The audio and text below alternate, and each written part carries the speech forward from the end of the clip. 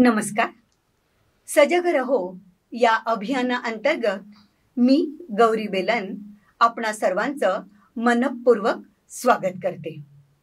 Banking या क्षेत्रातील सुप्रसिद्ध अर्थतज्ञ माननीय श्रीयुत सुधाकरराव अत्रे सर आज आपल्यामध्ये उपस्थित आहेत. बँकिंग या विषयावरचं विपुल लेखन सरांनी केलेलं आहे आणि त्याचप्रमाणे अनेक व्याख्यानं सुद्धा सरांनी दिलेली आहे. प्रामुख्याने एक गोष्ट सांगायची म्हणजे सरांनी बँकिंग या संदर्भात जे एक पुस्तक लिहिलेलं आहे त्या पुस्तकाला दस्तूरखुद अर्थमंत्री माननीय डॉक्टर निर्मला सीतारामन यांची प्रस्तावना लाभलेली आहे आणि ही आपल्यासाठी अतिशय गौरवाची बाब आहे. आर्थिक विषयाबद्दल जनप्रबोधन करणे हा जणू विडा सरांनी उचललेला आहे. तुम्हाला सगळ्यांनाच माहिती आहे की सध्या निवडणुकीची रणधुमाळी गाजते आहे. विविध प्रश्न जनमानसामध्ये बोलले जात आहे, विचारल्या जात आहे. अनेक कुतूहल निर्माण झालेले आहे की ही आर्थिक घडी निवडणुकी संदर्भात कशी काय बसणार, असे विविध प्रश्न मनामध्ये उत्पन्न होतात. याविषयी जाणून घेण्यासाठी आज आपल्यामध्ये अत्रे सर उपस्थित आहे आणि आपण अत्रे सरांशी अतिशय मनमोकळ्या गप्पा मारणार आहेत आणि निवडणुकी संदर्भात की खरोखरच आर्थिक विषयाला किती प्राधान्य आहे हेही सरांकडनं आपण जाणून घेणार आहोत. सर नमस्कार. नमस्कार. आपलं स्वागत आहे. सर, निवडणूक तोंडावर आलेली आहे तर एक प्रश्न मनामध्ये येतो आहे की 2022 मध्ये महायुती सरकार सत्तेवर आलं आणि तेव्हापासून राज्याचा आर्थिक आलेख जो आहे म्हणजे प्रगतीचा आलेख मंदावला आहे असा एक आरोप विरोधकांकडनं होत आहे. तर खरोखरच सर यात कितपत तथ्य आहे? हे बघा, सर्वप्रथम तुम्ही ही संधी दिली त्याबद्दल धन्यवाद. आर्थिक कुठल्याही राज्याची आर्थिक स्थिती ही मोजण्याचा जो मापदंड आहे त्याला आपण GSDP असं म्हणतो, ग्रॉस स्टेट डोमेस्टिक प्रॉडक्ट. आणि आत्ता नुकताच पंतप्रधानांची जी आर्थिक सल्लागार समिती आहे त्यांनी 24-25 हे जे आर्थिक वर्ष सुरू आहे त्या आर्थिक वर्षामध्ये राज्यवार GSDP किती राहू शकतो याची आकडेवारी आत्ताच एक 8 दिवसापूर्वी प्रकाशित केलेली आहे. अच्छा. आता जो हा आरोप होतो आहे हा आरोप त्या संदर्भात आपण तो तपासून जर ती आकडेवारी बघितली तर महाराष्ट्राची GSDP म्हणजे सकल राज्य उत्पाद हे 42 लाख कोटी, अर्थात देशाच्या पूर्ण GDP सकल उत्पादाच्या 13.30% इतकं राहणार आहे. आणि यामध्ये एक गोष्ट आणखी नमूद करताना आनंद होतो की हा 13.30% एक राज्य कॉन्ट्रीब्यूट करणार आहे आणि महाराष्ट्राची GSDP हे देशाच्या सर्व राज्यांमध्ये पहिल्या क्रमांकावर आहे. बापरे. मग हा आरोप का होतोय याचा पण आपण थोडा विचार केला पाहिजे. काय होतं की एखाद्या राज्याची GSDP जेव्हा वाढते ती ओव्हरनाईट एका रात्रीतनं वाढत नाही. बरोबर. त्यासाठी एक सातत्य असं सलग प्रयत्न करायचे असतात. बरोबर. मधल्या आणि ही जेव्हा आपण ती वाढण्यासाठी आपण प्रयत्न करणे याला म्हणतो तर आज ज्या काही उपाययोजना करण्यात येतात त्याचे परिणाम दिसायला थोडा वेळ लागतो. दीर्घकालीन असतात. बरोबर. त्यामुळे अगदी आज म्हणजे अगदी आपल्या विदर्भातली जी म्हण आहे लाव हळद आणि हो पिवळी असं अर्थव्यवस्थेमध्ये कधीच नसतं. त्याला आज जर प्रयत्न सुरू केले तर होतं. जे सातत्याने मागल्या सरकारमध्ये 5 वर्ष प्रयत्न होत होते त्याला मध्ये जी खीळ बसली त्यामुळे जीएसडीपी वाढीचा वेग हा मंदावला. अर्थात त्याला कोरोना देखील कारणीभूत होता. परंतु ज्या वेगाने फिनिक्स पक्षासारखी परत उत्स्फूर्तपणे महाराष्ट्राची अर्थव्यवस्था वाढते आहे, त्यामुळे असा आरोप करणाऱ्यांनी एकदा आपली ही आकडेवारी तपासून बघावी, एवढंच त्यात सुचवावं असं वाटतं. तर सर, म्हणजे असंही होऊ शकतं का की विरोधकांना हे तथ्य माहिती असावं पण ते पचनी पडत नसावं, असं होत असावं? नाही, असं होतं. हे काय असतं माहितीये का, कुठलीही आकडेवारी जर माझ्या मनात मी एक गृहीतार्थ घेतला की मला असं वाटतंय की नाही महाराष्ट्राची प्रगती होत नाहीये, तर मग मी त्यासाठी दुसरे कुठले तरी बेंचमार्क वापरून मग त्यांनी असं म्हटलं या तऱ्हेने आपण प्रयोग करतो. पण शेवटी जी ऑथेंटिक आकडेवारी मांडल्या जाते तीच आपल्याला गृहीत धरावी लागेल आणि त्या अनुषंगाने चर्चा करावी लागेल.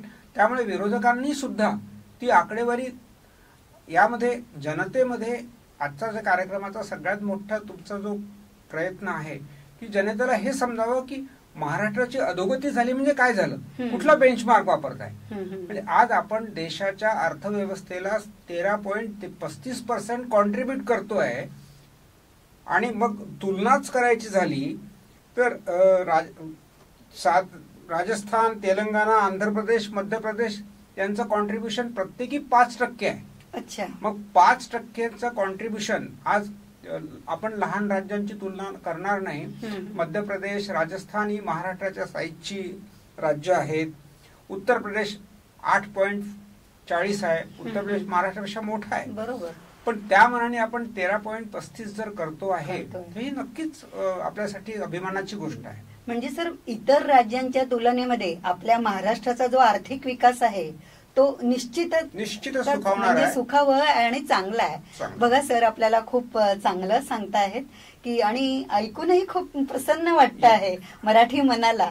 बरोबर सर, अजून असा एक प्रश्न येतो की जसं विदेशी गुंतवणूक किंवा जे मोठे मोठे प्रोजेक्ट्स असतात जे महाराष्ट्रात येऊ म्हणजे ज्याच्यासाठी प्रयत्न झाले होते किंबहुना जे येणारही होते पण ते येता येता राहिले आणि ते गुजरातला गेले, असं एक काहीसं ऐकण्यात येतं समाजामध्ये. तर सर, खरोखर हे खरं आहे का, हे पटतंय का? हे बघा काय असतं, स्वदेशी किंवा विदेशी कुठलाही गुंतवणूकदार एखाद्या राज्यात जेव्हा गुंतवणूक करतो तो तेवढी मोठी त्याची पैशाची रिस्क घेत असतो. तर तो 2-3 गोष्टी बघतो. त्या राज्यामध्ये कायदा सुव्यवस्था परिस्थिती कशी आहे, त्या राज्यामध्ये आर्थिक योजनांचे सातत्य आहे का. म्हणजे त्याने आज गुंतवणूक केली आणि उद्या दुसरं सरकार आलं, त्यांनी ती योजना आर्थिक नीती बदलवली, आर्थिक नीतीचं सातत्य. आणि सर्वात मोठी गोष्ट जगभरातला हा अनुभव असा आहे की ज्या ठिकाणी राजकीय स्थिरता असते, तो देश असो किंवा राज्य असो, त्या राज्यामध्ये उद्योग केव्हाही त्याला प्राधान्य देतात. बरोबर. कुठलाही उद्योगपती, तो विदेशी असेल किंवा स्वदेशी असेल, कोणीतरी सांगितलं गुजराती माणसाने की माझ्याकडे या म्हणून त्याच्याकडे जात नाही जोपर्यंत त्याला हा विश्वास नसतो की या राज्यामध्ये मला ही स्थिरता मिळणार आहे. याच काही उदाहरण आहेत आपल्याकडे. आपण असं म्हणतो की गुजरातला गेले, हा इथे गेला. मग हेच जर उदाहरण घ्यायचं असेल तर इथे नावासहित जर घ्यायचं असेल ते महाराष्ट्रातले ज्यांना आद्य उद्योजक मानलं जातं ते किर्लोस्कर उद्योग समूहाचं घेता येईल. अच्छा. आजपासून 10 वर्ष आधी तेव्हा जापानी टोयोटा कंपनीशी त्यांनी करार केला. तो उद्योग किर्लोस्करांचा, आज किर्लोस्करांचं 90% साम्राज्य हे महाराष्ट्रात आहे. मग तो कर्नाटकात का बरं गेला याचा विचार करावा लागेल ना. नुसतं एकदा गुजरातला गेला म्हणून आपण ओरड करतोय. किंवा सगळ्यात पहिली जी आपली सायबर सिटी डेव्हलप झाली ती पुण्याला झाली. बरोबर.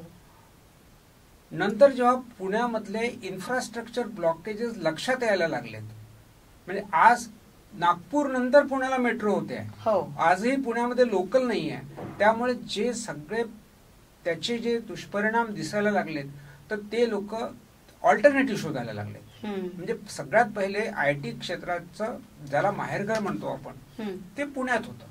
मग ते गुजरातला गेलं का? नाही. तर ते कुठे गेलं? बंगलोरला गेलं. आता या ठिकाणी जेव्हा टीका करतात की ते मोदी शहा, मग मी त्या ठिकाणी काँग्रेसच्या व्यक्तीचं नाव घेईल की यांनी इतका प्रयत्न केला. SM कृष्णा नावाचे त्या काळात कर्नाटकाचे मुख्यमंत्री होते. अच्छा. त्यांनी या सगळ्या उद्योगपतींना म्हणजे आयटी क्षेत्रातल्या लोकांना बोलावलं. त्यांना सांगितलं की तुम्हाला काय हवं आहे, काय नको आहे, कशा तऱ्हेचं इन्फ्रास्ट्रक्चर पाहिजे. आज अशी परिस्थिती आहे की आपण असं म्हणू शकतो की महाराष्ट्राच्या इतकंच आयटी क्षेत्र कर्नाटकात आहे. नंतर चंद्राबाबू नायडू आले, त्यांनी सायबराबाद हैदराबादच्या बाजूला एक वेगळी वसाहत निर्माण केली, त्या ठिकाणी गेलं. मग असं नाही आहे की महाराष्ट्रातनं गुजरातमध्येच गेलं. आता हा आरोप जो होतो ना, या आरोपामागे थोडी ऐतिहासिक पृष्ठभूमी मुंबईच्या बाहेरच्या लोकांना कल्पना नाही आहे. अच्छा. त्याला एक राजकीय पृष्ठभूमी आहे. जेव्हा द्विभाषिक राज्य होतं म्हणजे मुंबई प्रांत आणि CP आणि बेरार यांचं जेव्हा एकत्रीकरण झालं, तेव्हा जेव्हा महाराष्ट्रासाठी आंदोलन झालं त्या काळामध्ये मुंबई ही गुजरातची राजधानी करावी असं तत्कालीन काँग्रेसच्या लोकांचं मत होतं. अच्छा. आणि महाराष्ट्र जे आंदोलन झालं म्हणजे आचार्य अत्रे, कॉम्रेड डांगे, MS जोशी या सर्व लोकांनी म्हणजे आचार्य अत्रेंच्या त्या भाषणांमध्ये मुंबईसह महाराष्ट्र झाला पाहिजे, मुंबईच शब्द ते वापरायचे. अच्छा.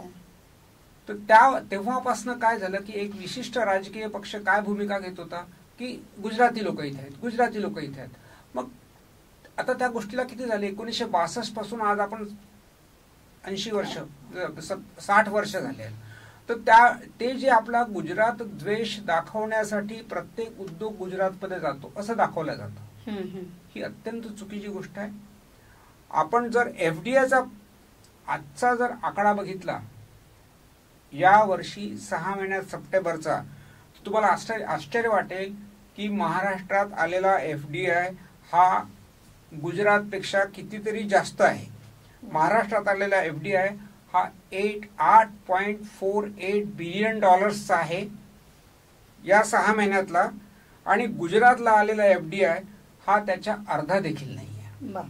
बघा, ही काय असतं, नंबर्स नेव्हर लाय, एक इकॉनॉमिक्स मध्ये म्हण आहे, फिगर्स डू नॉट लाय. तर त्यामुळे हे आहे जे सत्य आहे. आणि आता एक गोष्ट आणखी आहे की उद्योजकाला लाल पायगाडा घालून आमंत्रित करायचं नसतं. तो स्वदेशी असो की विदेशी असो, त्याला पाहायचं असतं की माझ्यासाठी कंड्युसिव्ह वातावरण काय आहे.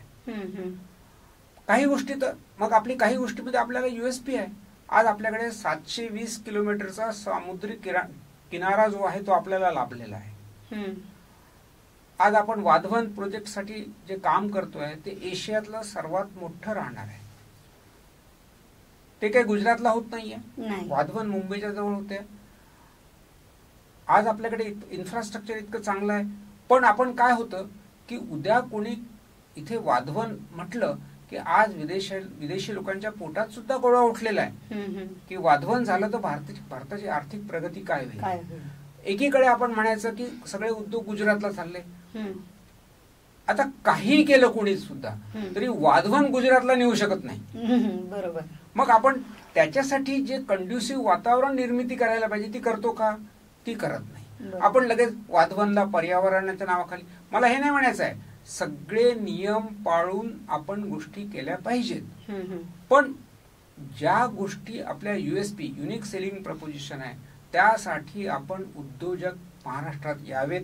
ते देशी आहेत की विदेशी आहेत याच्या मागे न लागता आपण जर त्यांना पोषक वातावरण निर्मिती केली त्याचं नक्कीच येतील. आणि एक नुसतं वाधवांचं उदाहरण नाही आहे. एकेकाळी गडचिरोली जिल्हा, ज्याला आजही रिझर्व्ह बँकेच्या लिस्टमध्ये LWE म्हणतात, एक रिझर्व्ह बँक दरवर्षी 30 जूनला एक यादी प्रसिद्ध करते, left wing terrorism affected districts. त्यात गडचिरोली जिल्हा सातत्याने त्याचं नाव असतं. तिथे उद्योग जाऊ द्या, तिथे दुसरं म्हणजे साधं औषधाचं दुकान नाही उघडू शकत तुम्ही कोणी. आज त्या जिल्ह्यामध्ये इतका मोठा सूरजगडला 10,000 कोटी इन्व्हेस्टमेंटचा स्टील प्लांट येतो आहे. मग त्याचं स्वागत करायला पाहिजे आपण, करायला पाहिजे. आणि तो गुजरातला होत नाहीये. मग हा आलेला आहे. आता नागपूरला एशियातली सगळ्यात मोठ्या ब्रिवरीचं भूमिपूजन झालेलं आहे. ती 10,000 कोटीची आहे. रिकॉर्ड काय नाव तिचं,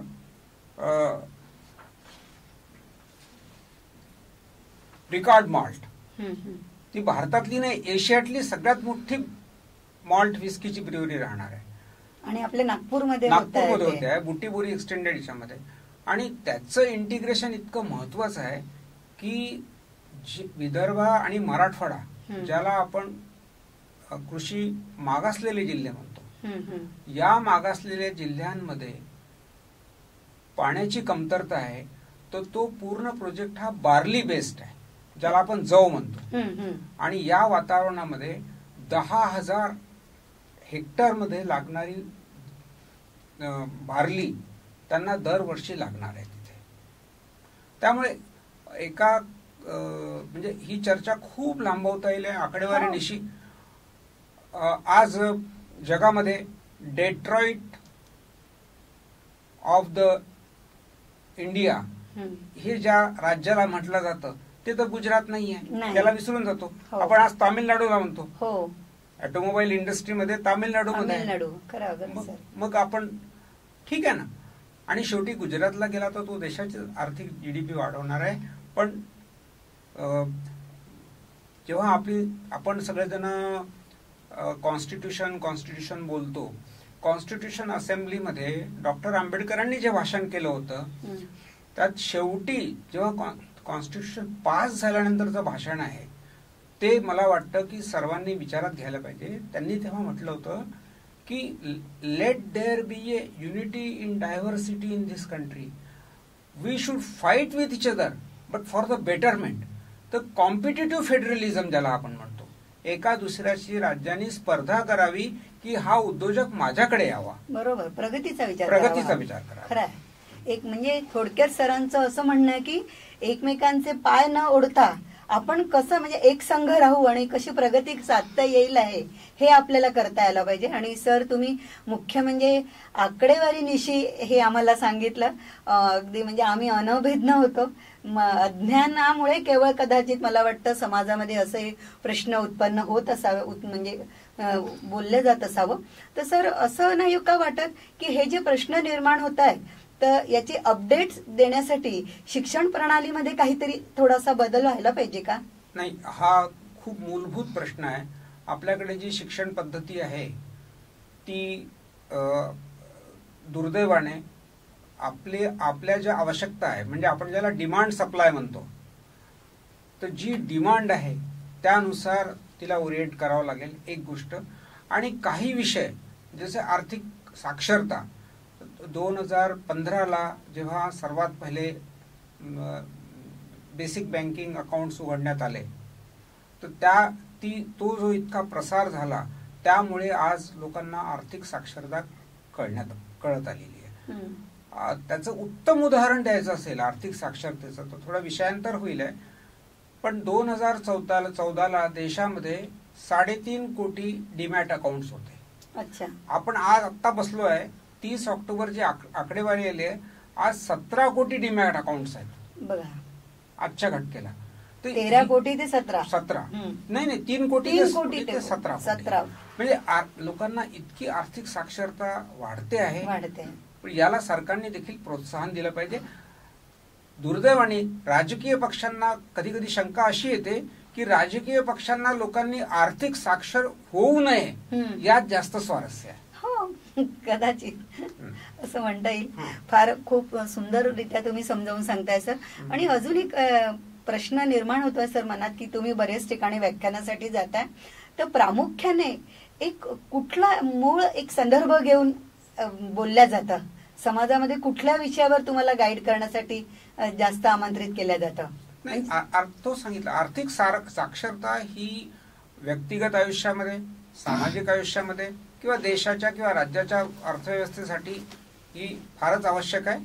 आणि त्या संदर्भाने आपल्याला सर्वांना आर्थिक साक्षर होणं याशिवाय पर्याय नाहीये, गरजेचं आहे ते. आणि सर अजून एक म्हणजे आपला भारत देश जसा कृषी प्रधानच देश आहे, त्यातल्या त्यात आपल्या महाराष्ट्रामध्ये शेतमालाला भाव मिळत नाही, शेतकरी आत्महत्या करत आहेत.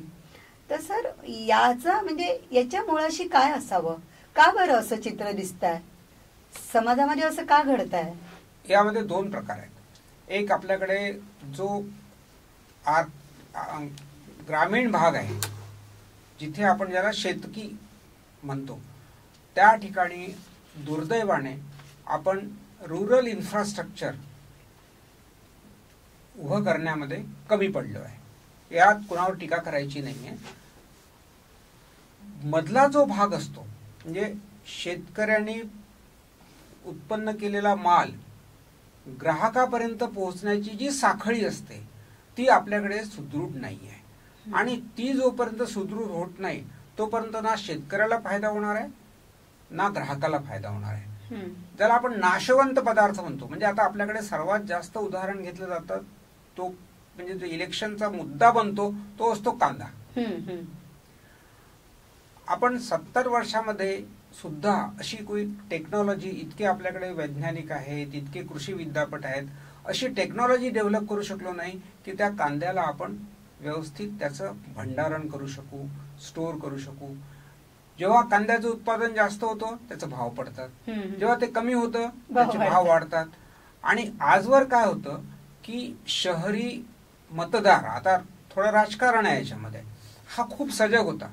त्याला कांद्याचे भाव वाढलेले चालत नव्हते, पण त्याला किती रुपयात पडते, शेतकऱ्याला परवडते का याची चिंता करत नव्हता. आता एक मजेदार घटना घडली, म्हणजे आपण आज बसलो त्याच्या एक्झॅक्ट 8 दिवस आधी आपल्याकडचं वर्तमानपत्र किंवा मीडिया जे असतं ना ते अशा गोष्टींना प्रसिद्धी देत नाही. जेव्हा उत्तर प्रदेश, दिल्लीमध्ये कांद्याचे भाव अचानक वाढायला लागलेत असं सरकारच्या लक्षात आलं.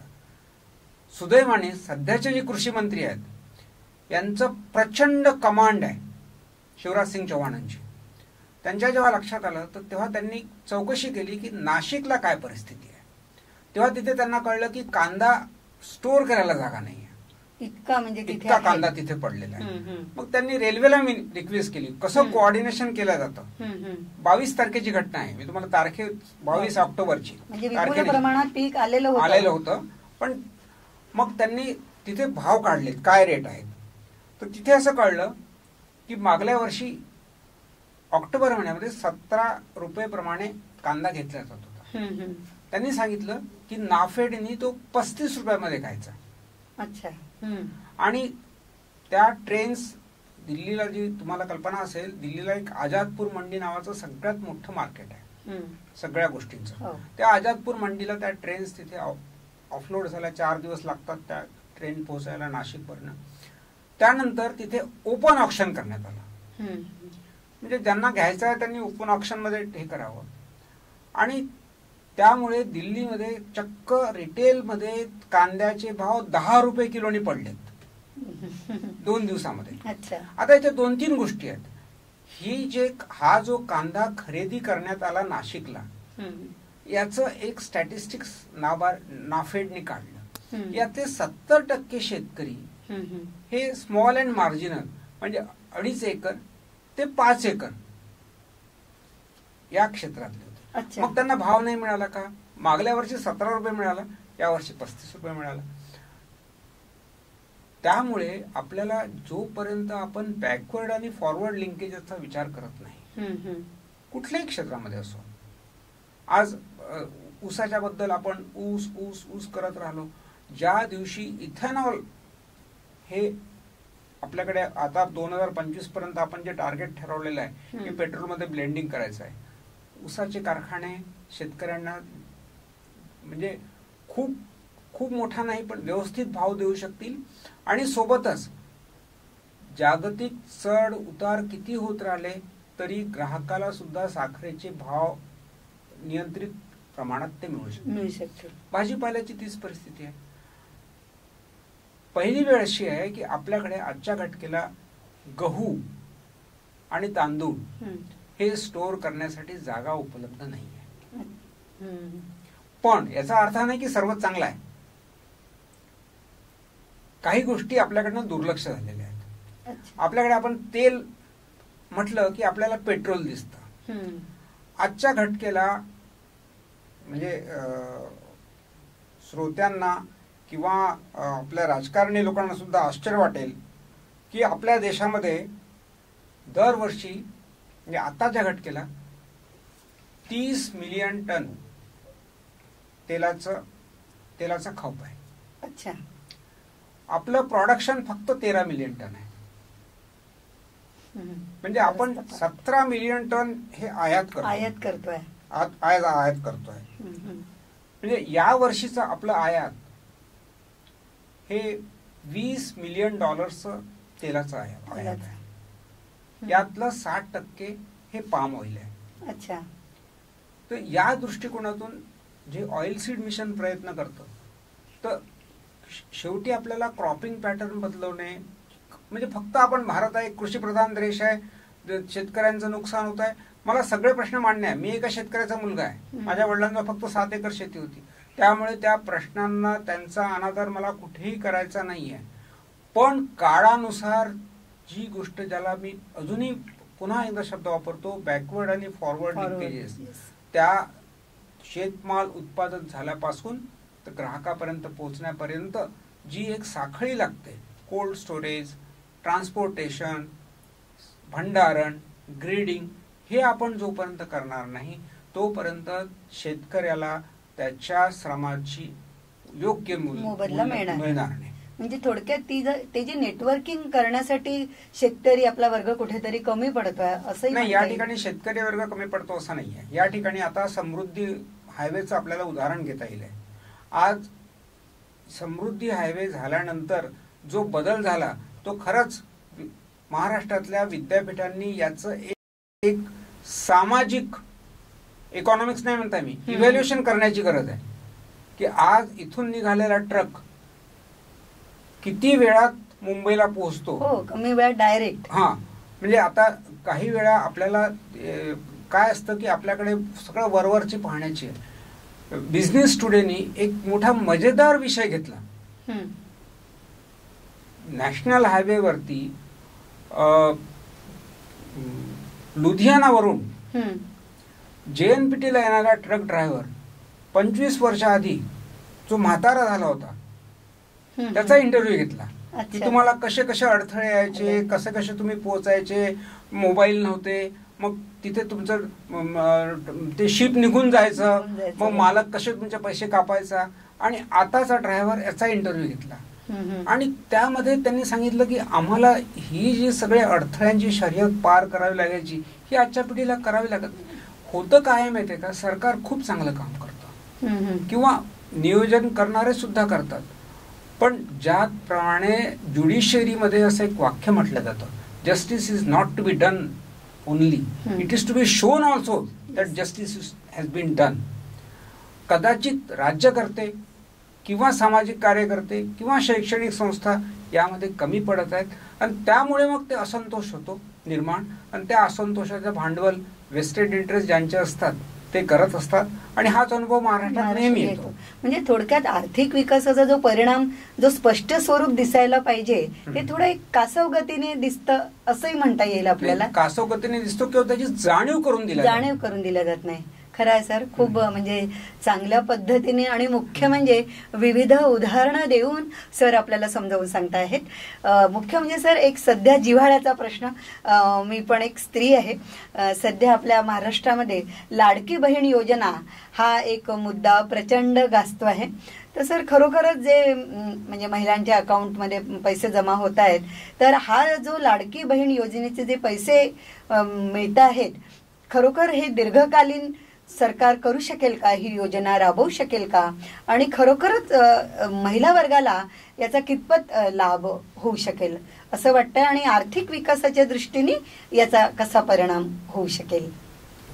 लाडकी बहीण योजना जी आहे तिला फक्त 1500 रुपये महिना या दृष्टीने जेव्हा आपण बघतो तेव्हा त्याचा फार एकांगी विचार आपण करतो. या अनुषंगाने थोडं आपल्याला जी टीका होते त्याचे 3 भाग पाडता येतील. पहिल्यांदा जेव्हा टीका झाली 1500 रुपयात काय मिळतं नंतर न्यायालयीन लढाई झाली, त्यामध्ये दुसरा प्रश्न असा मांडण्यात आला की या योजनेसाठी खर्च करण्यासाठी सरकारजवळ पैसा आहे का इतका. आणि तिसरा प्रश्न असा झाला की या योजनेने कोणाचंच भलं होणार नाहीये, त्यामुळे ही योजना बंद केली पाहिजे. आता मी दुसऱ्या प्रश्नाला पहिल्यांदा घेतोय की 1500 रुपये महिन्याप्रमाणे सरकारजवळ पैसा आहे का. मगाशी मी सांगितलं की महाराष्ट्राची GDP ही 43 लाख कोटींची आहे. 1500 रुपये प्रमाणे आजही सर्व पात्र लाडक्या बहिणींना याचं वाटप केलं तरी ते आपल्या GDPच्या 1% वर जाणार नाहीये. 1% आत्ताच्या घटकेला 0.75% आहे.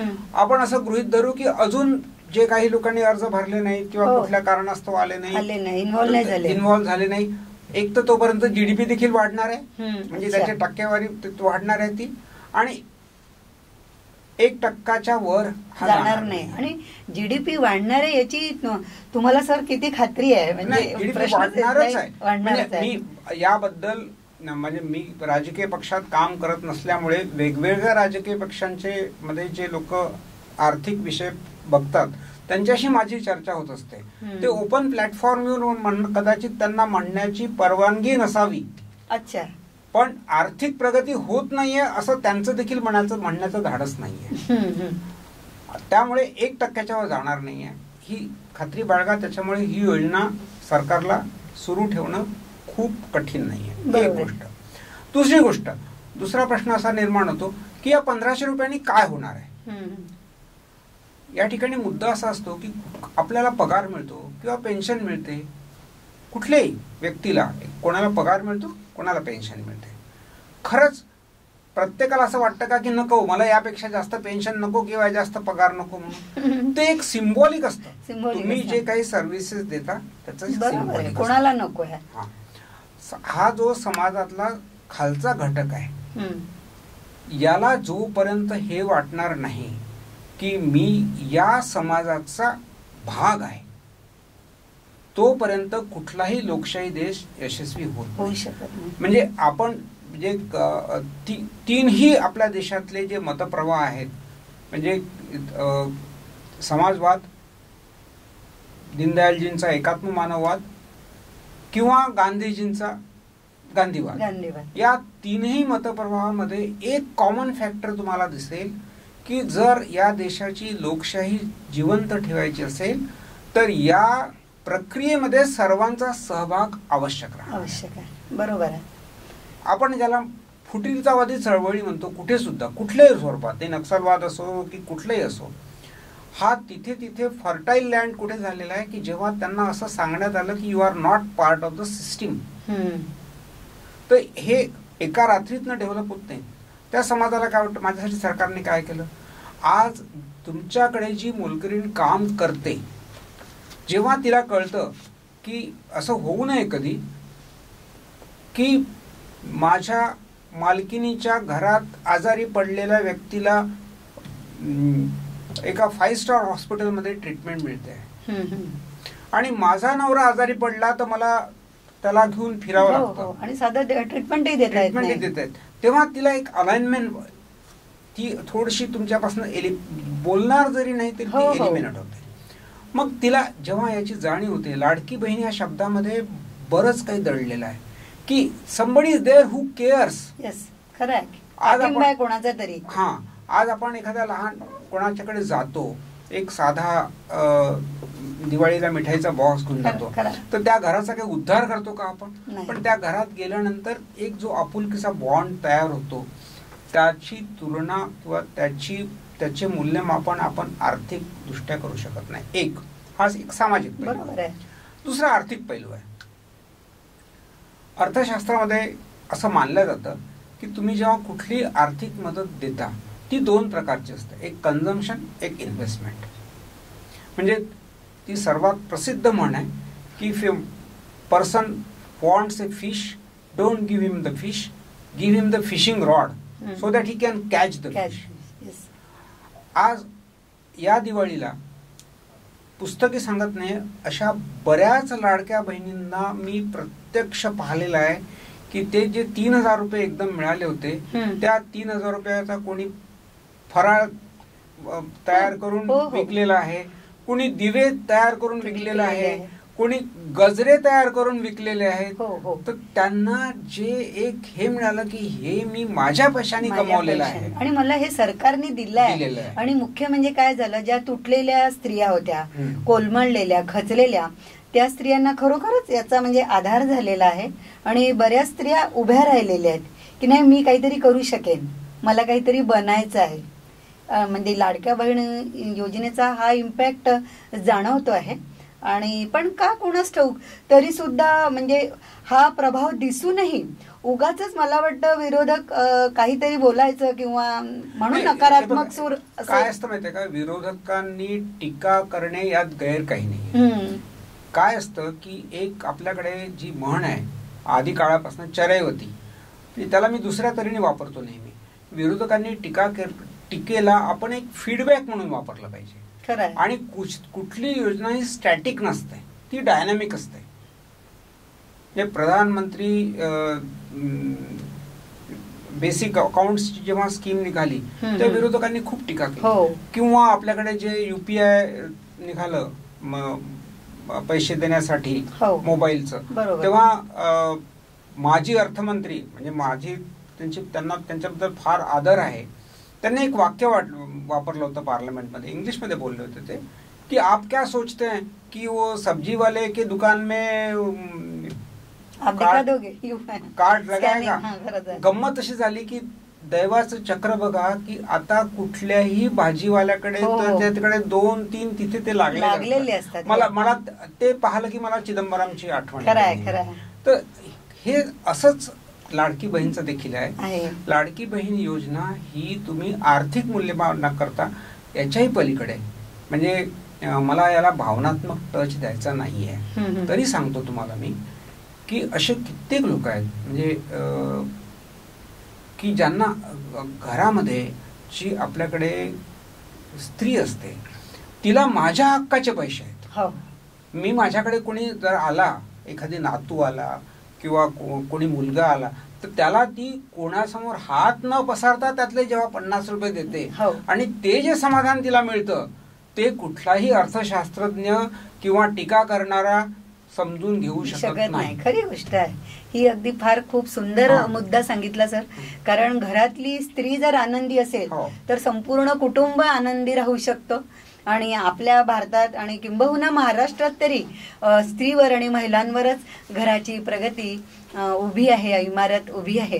फार सुंदररित्या सर्व मुद्द्यांवर आपण म्हणजे एक आलेख, एक आढावा घेतलेला आहे. खरं तर या विषयावर आपल्याला परत सरांशी कधीतरी मुद्देसूद आणि विस्तृत स्वरूपात बोलता येईल. पण तरी सुद्धा कमी वेळामध्ये आपल्याला अत्रे सरांनी खूपच सुंदर मार्गदर्शन केलेलं आहे. त्यासाठी सजग रहो या अभियानाअंतर्गत मी आपलं मनपूर्वक आभार मानते सर. नमस्कार. आणि आपण परत भेटूया एकदा.